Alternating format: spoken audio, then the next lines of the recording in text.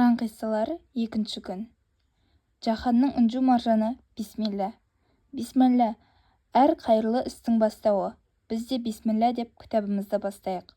Құран кәрімнен танысқандардың жүректері лүпілдеп ерекше соғары рас. Енді сіздермен бірге Құран сарайының бөлмелерін аралаймыз. Бірақ ол бөлмелерді ашу үшін бізге кілт керек қой, иә? Ал біздің кілтіміз болса Бисмиллахи-рахмани-рахим.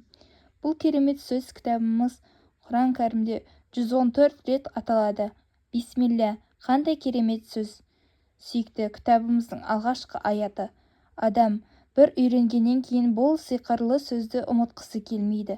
Бисмилля сөзі айтылғанда Құран сарайының барлық есігі ашылады. Құран сарайында қаншама қазына бар десеңші, іші інжу маржанға, түрлі даналыққа толы. Әр бөлме екіншісінен асып түседі. Олай болса, балақайлар, парақтарымызды сол сөзбен ашайық. Бисмилля.